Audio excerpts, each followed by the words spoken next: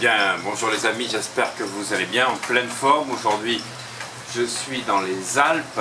Voilà, vous voyez le centre Baléo Thalasso dans lequel je vais animer une formation aujourd'hui sur la loi d'attraction. Voilà. Et je voudrais revenir sur quelque chose de très important dont on a parlé lors de la journée d'hier. Voilà, avant de démarrer ce matin. Je vais expliquer aux participants quelque chose qui était très important parce que j'ai pu percevoir dans cette fameuse journée de formation hier qu'un certain nombre de personnes ont des tics verbaux, des tics de langage que l'on retrouve en permanence dans leur expression. Et vous savez que les mots influencent, les mots ont une influence, une répercussion sur les pensées. Nos pensées en fait vont produire des actes, mais en plus l'inconscient va enregistrer un certain nombre de choses qui vont annihiler et annihiler exactement donc ce que vous croyez. Donc je reviens un petit peu sur la loi d'attraction. On voit des choses très simples aujourd'hui sur internet, il manque pas mal de clés. On dit de demander, de croire et de recevoir. On a oublié un quatrième concept, c'est d'agir.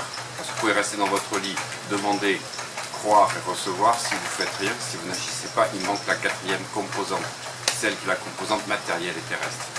Mais surtout ce que j'ai vu hier, c'est que toutes les personnes, à chaque fois que j'expliquais les choses et qu'on faisait les exercices, disent souvent oui mais.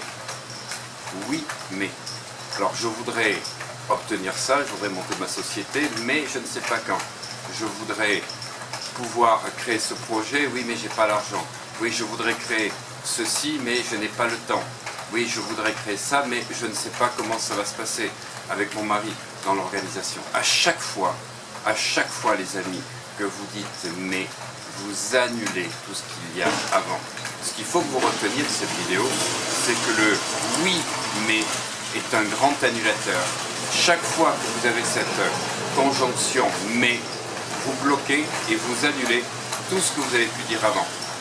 Donc, reformulez votre phrase, reformulez votre demande, reformulez votre objectif. S'il y a un mais, c'est qu'il n'est pas bien formulé. C'est que vous allez un peu trop loin aujourd'hui, en dehors de votre zone de confort. Et pour cela, il faut que vous vous posiez la question, est-ce que j'y crois vraiment? Voilà, si vous n'êtes pas capable aujourd'hui d'énoncer quelque chose auquel vous ne croyez pas encore, eh bien ne le dites pas.